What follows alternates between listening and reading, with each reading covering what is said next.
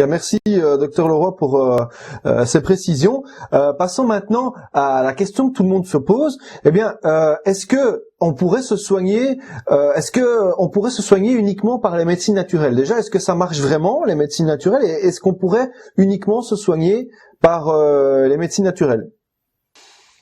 Oui et non, c'est-à-dire que on peut pas toujours se soigner par les médecines naturelles, comme on l'a vu tout à l'heure, hein, les cas d'urgence, et on va dire on a besoin de la sauvegarde, quoi. Hein. Si vous vous noyez, on va vous jeter la bouée, puis après on vous apprendre à nager pour que la fois prochaine on n'ait plus besoin de bouée. Voilà un petit peu. Ça c'est aussi un aspect de la médecine naturelle. La médecine naturelle, elle marche, bien entendu qu'elle marche, et on s'en aperçoit de plus en plus. Mais elle marche tellement bien qu'aussi que, comme on l'a vu tout à l'heure, il faut faire attention. C'est une médecine. La médecine naturelle est une médecine, c'est-à-dire qu'elle répond d'un certain nombre de connaissances et on va dire, d'appréhension de la vie et du système vivant. Et donc, ce n'est pas une médecine, on va dire, qui se pratique en toute innocuité. Hein, c'est une médecine qui est importante. Donc, évidemment, elle fonctionne, elle marche très très bien, et dans un certain, on va dire, un certain degré, elle peut être transmissible aux patients, c'est-à-dire on peut leur transmettre un certain nombre, on va dire, d'attitudes ou de stratégies, hein, comme on a vu tout à l'heure, de faire des drainages réguliers, hein, et d'être conscient de son environnement. C'est déjà la première forme de prise de soin de soi-même, c'est être conscient de son environnement, c'est-à-dire dégager, on va dire, toutes les toxines, toutes les toxiques que l'on peut autour de nous, gérer son environnement proche comme l'intérieur de sa maison, qui est l'endroit le plus toxique qu'on puisse avoir, même plus toxique que les rues d'une grande capitale, quoi. Hein, parce que là se concentrent toutes les toxines chimiques, les métaux lourds, les acariens, les micro-organismes. Donc gérer sa maison, et ça s'apprend très très très facilement. Donc gérer son environnement proche, gérer son environnement émotionnel, c'est-à-dire sa relation, sa relation avec son travail, gérer son hygiène corporelle, c'est-à-dire manger moins, boire plus d'eau, prendre du temps, gérer ses temps de pause. Tout ça, ce sont des choses simples, mais ce sont des choses qui font partie, qui sont à la base de la médecine naturelle, parce que c'est la base de la vie. Ce sont les bases de la vie, ce sont les bases même de la vie. Oui, ce sont les D'accord? bases en Donc deux fait, hein. choses, c'est Ouais, un, ouais, tout à fait. Ouais. intégrer des connaissances ou un savoir naturel qui sont les bases de la vie même, de l'intelligence du vivant. Et deux, c'est d'être conscient de tout ce qu'on ajoute par-dessus et qui font que cette intelligence du vivant ne peut pas s'exprimer parce que on est en train de la recouvrir d'un tas de couches, que ce soit des couches de toxines, de toxiques, un tas de couches également de toxiques informationnels. Hein, là, je pense à la télévision, à tout ce que l'on peut voir en information, qui sont réellement et qui ont un effet épigénétique sur notre organisme, c'est-à-dire qui vont dans le sens, ce qu'on appelle un sens non pas placebo, mais un sens nocebo, c'est-à-dire qui nous entraînent vers des processus morbides qui ne nous concernent pas et que nous identifions comme nous concernant. Et là, c'est grave. Et là, c'est important. On va dire prendre soin de soi et se soigner soi-même, c'est être conscient de ça et éviter on se jette pas dans la gueule du loup ou dans un bassin plein de requins sous prétexte qu'on a envie de nager avec des poissons. Voilà, c'est un petit peu ça. Hein, donc c'est une question d'être conscient et il y a une multitude de cours, une multitude d'informations sur Internet qui vous permettent d'en prendre conscience et d'avoir des stratégies simples qui ne sont pas des traitements, mais tout simplement, on va dire, des stratégies de soins, Oui, des d'auto-soins bases en et fait, hein. d'autorégulation. Comment? Tout simplement les bases de la vie saine en fait. Oui, bien entendu. Après, vous pouvez vous intéresser à des plantes, bien entendu. Il y a des plantes qui sont extrêmement intéressantes. Des plantes, on va dire, un peu des plantes génériques ou des produits génériques. Vous savez que, bon, bah, dans tel type de situation, vous allez prendre tel type de plante. Voilà, quoi. Et vous avez également les alicaments, ce qu'on appelle les alicaments, c'est-à-dire que dans certaines situations pathologiques ou on va dire, de stress ou de mal-être, vous avez des aliments qui vont vous aider. Des aliments qui vont aller dans le sens, on va dire, pour vous déstresser, ou des aliments pour vous drainer plus facilement, ou des aliments qui vont vous apporter plus de nutriments. Vous voyez, donc voilà quoi. Hein, à l'heure actuelle, de plus en plus, on parle d'alicaments parce que ce sont des aliments qui sont thérapeutiques. Ouais, ouais, ouais. Et pourquoi, à votre avis, ça fait les gens, on revient de plus en plus aux méthodes naturelles, alors que bon, ça existe depuis des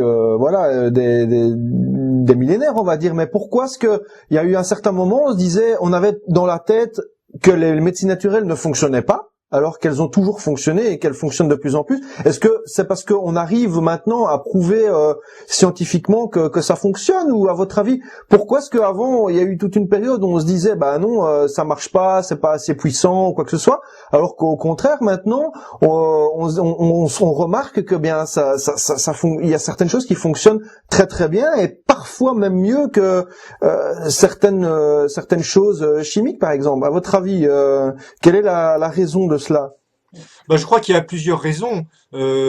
Il y a d'abord toujours cette histoire de croyance qui fait qu'une croyance appliquée à quelque médecine quelle qu'elle soit peut entraîner peut faire en fait que cette médecine ne soit pas aussi efficace qu'on l'attend. C'est-à-dire que vous utilisez des médecines naturelles ou des plantes en ayant un certain nombre de croyances, et il y avait un certain nombre de croyances, il y a eu toujours des croyances sur des plantes et qui se sont avérées fausses. Donc parfois on a pris des plantes pour se soigner alors que c'était pas les plantes les plus, on va dire, les plus intéressantes. Donc ça s'est fait au cours des années, et puis ensuite vous avez des croyances qui fait qu'il faut prendre telle plante pour se soigner de ça. Et en fait, on en revient encore à l'individu. En plus, les plantes, eh bien, certains les prend en tisane, d'autres en gélule, d'autres fraîches, d'autres il faut faire des préparations. Les quantités sont différentes. Ensuite, on a la qualité des plantes. Pendant des années, on ne faisait pas attention à la qualité des plantes. On pensait qu'une plante, voilà, c'était une plante, elle avait des pouvoirs curatifs, point final. Aujourd'hui, on sait très bien que non. Une plante qui est irradiée, qui est pleine de pesticides, non seulement, on va dire, elle n'a même plus 10% de ses produits actifs, mais en plus, elle va vous ingérer des toxines et des toxiques. Donc, effectivement, une thérapie par des plantes de ce type va être inefficace. On a trouvé l'inefficacité de l'homéopathie, mais là encore, ce sont des médecines qui sont sensibles. Donc, ce ne sont pas des médecines allopathiques. Je vous donne ça, ça va avoir un effet. Ce sont des médecines qui sont très sensibles. Mais grâce à l'étude sérieuse de biologistes, de naturothérapeutes, de médecins, de chercheurs, on a commencé à connaître un petit peu mieux ces plantes et à trouver des protocoles plus adaptés, plus efficaces. Donc voilà, je crois qu'il y a un petit peu ça. Il y a une connaissance des plantes qui est meilleure, une connaissance de leur protocole qui est meilleure, et puis surtout les conditions dans lesquelles les plantes ou les remèdes doivent être prescrits. Hein. Donc n'oublions pas que ce sont des médecines sensibles, adaptable et adapté à chaque personne. Donc si vous trompez de plante pour faire un traitement, eh ben, vous n'aurez pas d'efficacité, c'est clair. Si vous donnez pas la bonne dose, vous n'aurez pas d'efficacité. C'est pour ça que c'est une médecine. La médecine naturelle est une médecine.